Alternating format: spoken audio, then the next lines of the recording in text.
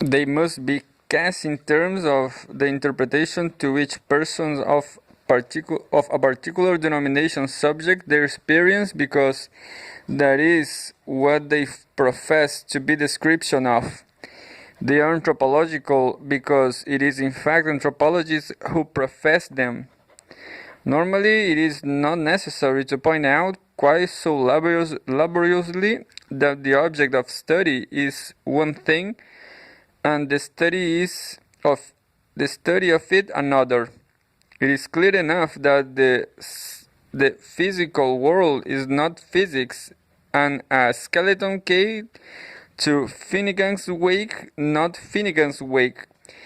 But as in the study of culture, analysis penetrates into the very body of the object, that is, they begin with our own interpretation of what our informants are up to think they are up to, and then systematize those. The line between Moroccan culture as a natural fact and Moroccan culture as a theoretical entity tends to get blurred, all the more so as the latter and the presented in the form of an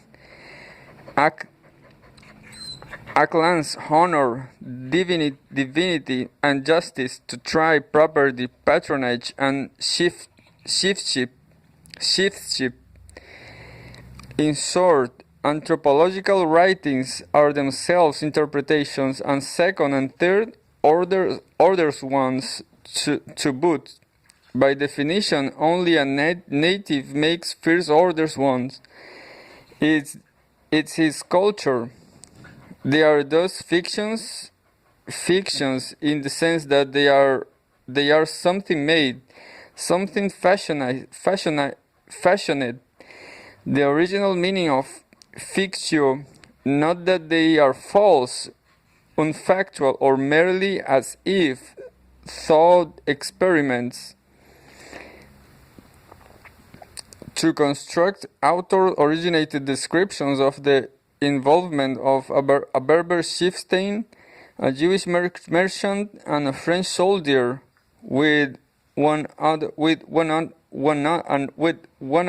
in 1912 Morocco is clearly an imaginative act, not all that different from constructing similar descriptions of, say, the involvements with the one another of a provisional French doctor, his silly adulterous wife, and her fleckless lover in 19th century France. In the latter case, the actors are represented and not having existed, and the events as not having happened, while in the former they are represented as actual or as having been so. This is a difference of no mean importance, indeed precisely one of the Madame Bovary had difficulty grasping, but the importance does not lie in the fact that her story was created while Cohen's was only noted. The conditions of their creation and the point of it, to say nothing of the manner and the quality, differ. But the one is as much a fiction, a making as the other. Anthropologists have not always been as aware as they might be of this fact, that although culture exists in the trading post, the hill fort, or the ship run, anthropology exists in the book, the article, the lecture, the museum display, or sometimes nowadays the film. To become aware of it is to realize that the line between mode of representation and substantive content is as undrawable in cultural analysis as it is in painting. And that fact is it in turn seems to threaten the objective status of anthropological knowledge by suggesting that its source is not social reality but scholarly artifice. It does threaten it, but the threat is hollow. The claim to attention of an ethnographic account does not rest on its author's ability to capture primitive facts in faraway places and carry them home, like a mask or a carving, but on the degree to which he is able to clarify what goes in such places to reduce the puzzlement. What manner of men are these, to which unfamiliar acts emerging out of unknown backgrounds naturally give rise? This raises some serious problems of verification, all right, or if verification is too strong a word for so soft a science, I myself would prefer appraisal of how you can tell a better account from a worse one. But that is precisely the virtue of it. If ethnography is thick description, and ethnographers those who are doing the describing, then the determining question for any given example of it, whatever a field journal script or a Malinowski-sized monograph, is whether it sorts wings from twitches and real wings from mimicked ones. It is not against a body of uninterpreted data, radically thin descriptions, that we must measure the cogency of our explications, but against the power of the scientific imagination to bring us into touch with the lives of strangers. It is not worth it, as Torrio said, to go round the world to count the cats in Zanzibar. Now this proposition that it is not in our interest to blinch human behavior of the very properties that interest us before we begin to examine it, has something been escalated into a larger claim, namely that it is only those properties that interest us. We need not attend, save cursorily to behavior at all.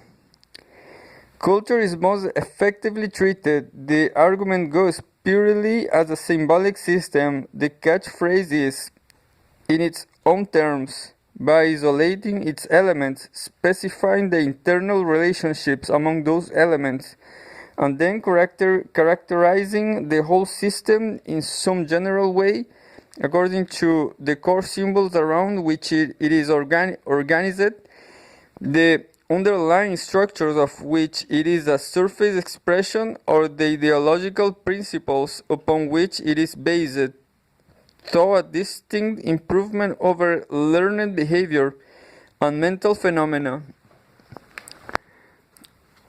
Notions of what culture is, and the source of some of the most powerful theoretical ideas in contemporary anthropology. This hermetical approach to things seems to me to run the danger, and increasingly to have been overtaken by it, of looking cultural analysis away from its proper object.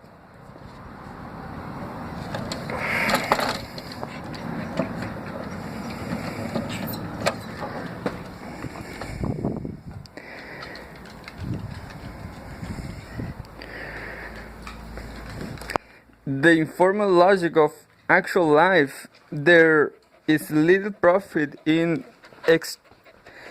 extricating a concept from defects of psychologism only to plunge it immediately into those schematisms.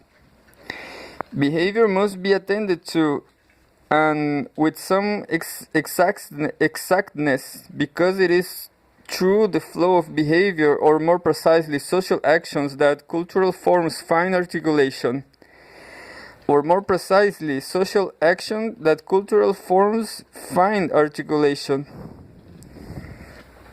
They find it as well, of course, in various sorts of artifacts and various states of consciousness, but these draw their meaning from the role they play. Wittgenstein will say they use in an ongoing pattern of life, not from any intrinsic relationship they bear to one another.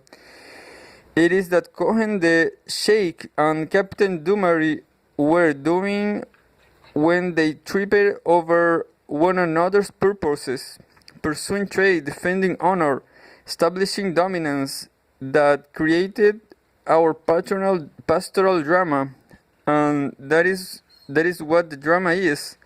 Therefore about whatever or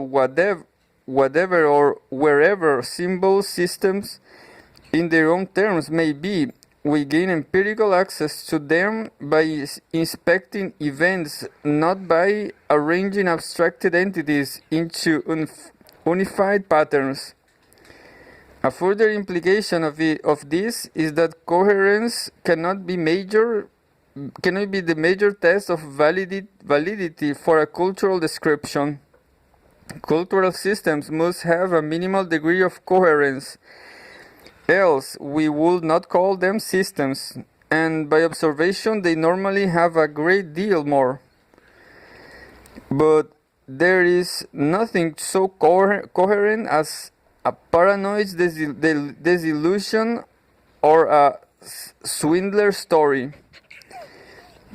The force of our interpretations cannot rest, and they are not so often made to do,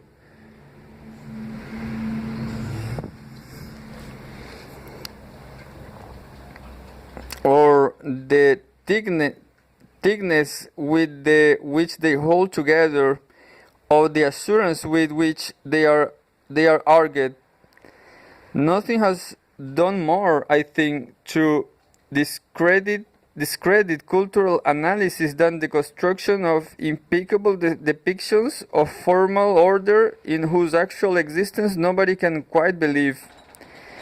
If anthropological interpretation is constructing a reading of what happens to them to divorce it from what happens, from what in this time or that place specific people say, what they do, what is done to them, from the whole vast business of the world, is to divorce it from its applications and render it vacant. A good interpretation of anything, a poem, a person, a story, a history, a ritual, an institution, a society, takes us into the heart of that of which it is in the interpretation. When it does not to do that, but leads us instead somewhere else into an admiration of its own elegance, of its author's cleverness, or of the beauties of Euclidean order. It may have its intrinsic charms, but it is something else than what the task at hand, figuring out what all the rigmarole with the ship is about, called for. The rigmarole with the ship, the sham theft of them, the preparative transfer of them, the political confiscation of them, is or was essentially a social discourse, even if, as I suggested earlier, one conducted in multiple tongues and as much in action as in words. Claiming his our Cohen invoked the trade pact, recognizing the claim. The Sheikh challenged the offender's tribe, accepting responsibility. The offender's tribe paid the indemnity, anxious to make clear to sheikhs and peddlers alike who was now in charge here. The French showed the imperial hand, and in any discourse code does not determine conduct, and what was actually said need to have been. Cohen may not have given its illegitimacy in protectorate eyes, chosen to press his claim.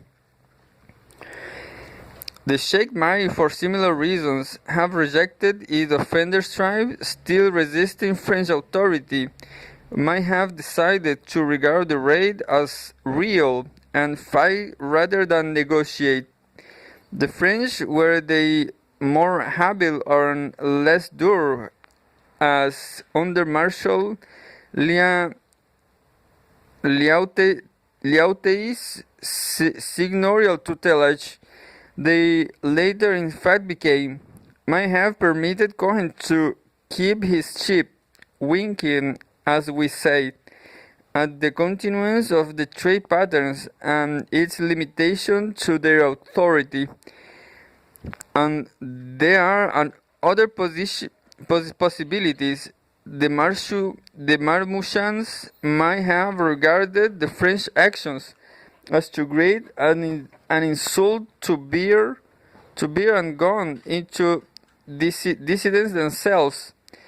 The French might have attempted not just to clamp down on Cohen, but to bring the Sheikh himself more closely to heel. And Cohen might have concluded that between renegade Berbers and Bugist soldiers driving trade in the Atlas Highlands has no longer worth the candle of and retreated into better governed confines of the town. This indeed is more or less what happened. Somewhat further along as the protectorate moved towards genuine sovereignty. But the point here is not to describe that what did or did not take place in Morocco. From this simple incident, one can demonstrate that a piece of anthropological interpretation consists in tracing the curve of a social discourse, fixing it into an impeccable form. The ethnographer inscribes social discourse, he writes it down. In so doing, he turns it from a passing event, which exists only in its own moment of occurrence, into an account, which exists in its inscription and can be reconsulted. The Sheikh is long dead, killed in the process of being, and the French called it pacified. Captain Dumary, his pacifier, lives retired to his souvenirs in the south of France, and Cohen went last year par refugee, par pilgrim, par dying patriarch home to Israel. But what they, in my extended sense, said to one another on the Atlas Plateau 60 years ago is very far from perfectly preserved from study.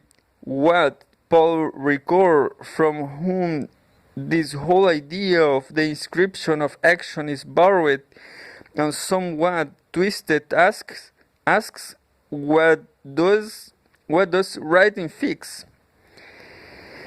Not the event of speaking, but the state of speaking, where we understand by the state of speaking that intentional exteriorization constitutive of the aim of discourse, thanks to which the saying what to become outside, the enunciation, the enunciated.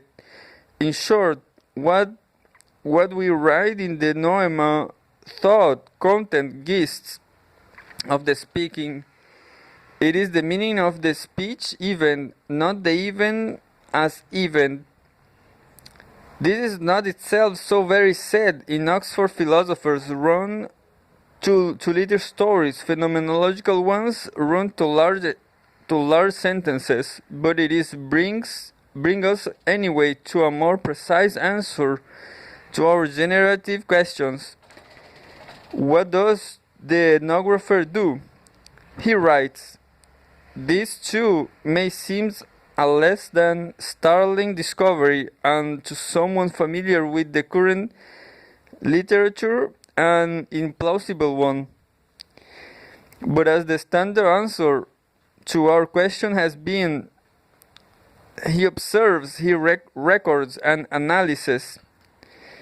A king of Veni Vidi Vici concept of the matter. It may have more deep-going consequences than are at first apparent, not the least of which is that distinguishing these three phases of knowledge-seeking may not, as a matter of fact, normally be possible, and indeed, as autonomous operations may not, they may not in fact exist.